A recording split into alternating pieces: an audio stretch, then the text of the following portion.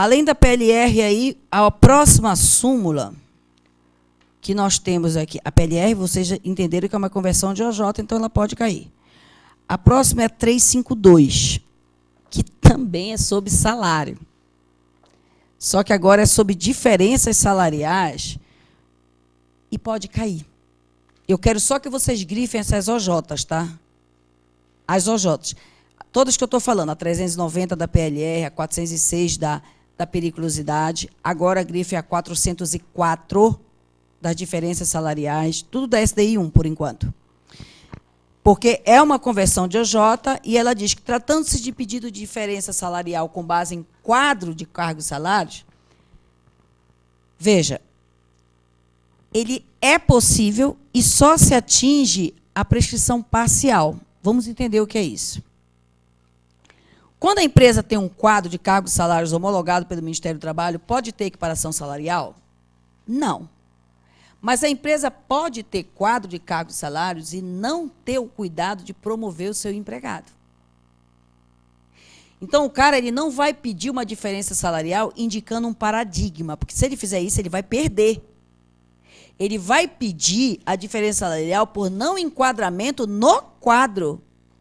O que é um quadro de cargos e salários? A pessoa ela é promovida ou por antiguidade ou por merecimento. E se a empresa tem um quadro de cargos e salários, não tem como o empregado não ser promovido, gente. Uma empresa tem quadro de cargos e salários, o empregado está há 5 anos sem promoção, não existe. A variação de quadro de cargos e salários é máxima de 2 anos. Eu ganho qualquer coisa de aumento, então eu não posso estar... Porque seria muito fácil para uma empresa dizer assim, nunca vou ter equiparação salarial, basta eu criar um quadro de cargos e salários e homologar no Ministério do Trabalho. Emprego. Muito que bem. Aí eu nunca ia promover ninguém, eu nunca ia ter equiparação salarial e eu deixaria as pessoas eternamente com aquele salário. Esta súmula não é conversão de OJ. Então, assim, não é a pura conversão de OJ. Esta súmula, a OJ 404, é a mesma redação, só que ela pode trazer um combinado muito interessante com a OJ 392, que eu falei ontem para vocês. O que é a OJ 392? A parte, se ela quiser, ela faz uma cautelar de protesto judicial para não prescrever os direitos dela. Então, imagina uma pessoa que está trabalhando numa empresa que tem quadro de cargos e salários e não é promovida. Completou 5 anos, se ela não fizer nada, vai prescrever o direito dela. Aí ela faria uma cautelar para não prescrever e continuaria trabalhando lá sem promoção. Quando ela saísse do emprego, ela poderia pegar tudo. Agora, se ela não fizer a cautelar para interromper a prescrição parcial, quando ela sair, obviamente, ela só vai conseguir pegar os últimos 5 anos das diferenças salariais. Entendemos isso? Então, dá para fazer uma questão com a OJ 404 e com a OJ 392, que eu te falei ontem aqui sobre a cautelar. Súmula 453, eu já te falei. 454 é uma súmula em processo, fala sobre competência da Justiça do Trabalho. Adivinhem para quê? Execução de ofício. Execução de ofício do INSS das decisões trabalhistas. Pode cair? Pode. Conversão de OJ. Então, grife OJ 414 da SDI 1, porque agora ela não é mais OJ, é súmula. Tá? Súmula 448, eu já te falei, que é da insalubridade. Súmula 455, equiparação salarial em sociedade e economia mista. Pode cair? Pode. Grifem OJ 353 SDI 1. Se eu fosse vocês, eu grifaria essas OJs todas com uma cor diferente, tá? Que tudo acabou de ser convertido em súmula. Vocês não são obrigados a saber o número da súmula, certo? Mas se elas já estavam para ser convertidas em súmula, gente, isso a banca de vocês com certeza já tinha acesso. Cobrar esses temas? Pode. Claro que o gabarito vai dar como resposta a OJ, porque vocês não vão ter o texto da súmula. Tá? O que diz isso? As pessoas confundem muito a administração pública direta com a administração pública indireta. OJ 353, SDI 1. O que é administração pública direta? A União, Estados, municípios não tem equiparação salarial. Por que não tem? Porque o artigo 37, inciso 13, diz isso. Então, eu não tenho equiparação salarial no poder público.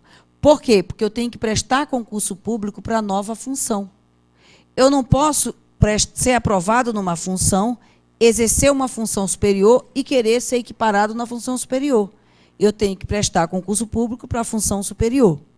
Mas isso nós estamos falando de empregado público.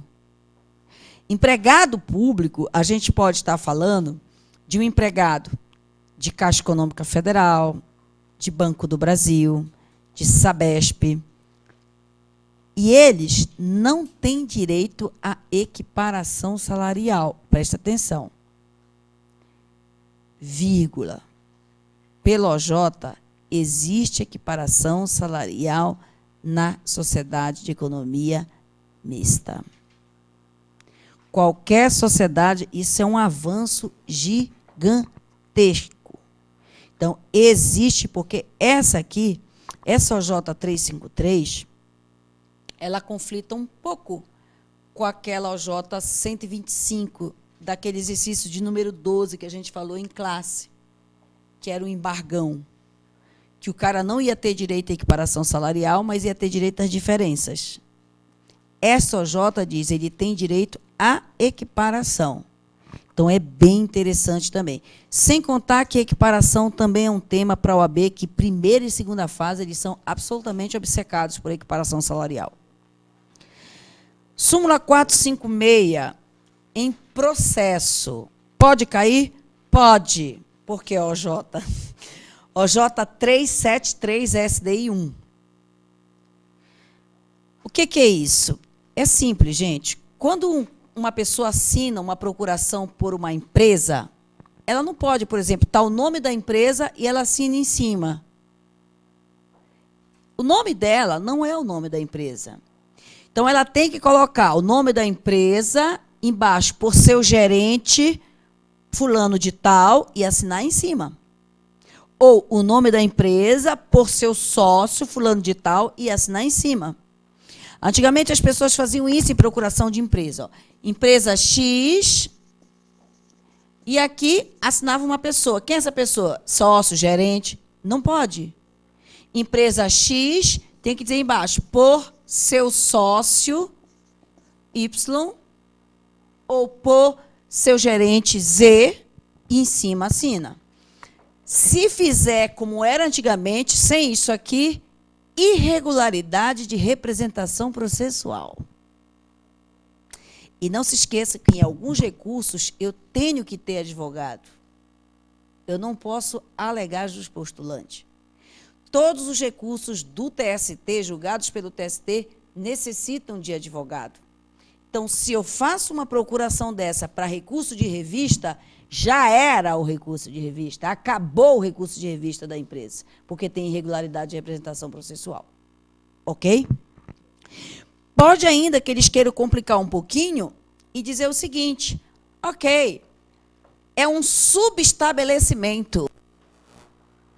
E no subestabelecimento está correto, mas a procuração originária está incorreta. A procuração do advogado está só a empresa e o nome do o cara assinando em cima. O subestabelecimento está o nome da empresa, por seu sócio e ele assinando em cima. Não vale o subestabelecimento. Porque se a procuração não vale, o consequente dela, que é o subestabelecimento, também não valerá. Ok? Dá uma bela de uma pergunta também, porque mexe com uma outra OJ. E aí eu nem preciso falar em súmula nova. Outra súmula. Pode cair? Pode. Pode. Por quê? OJ 387, SDI 1.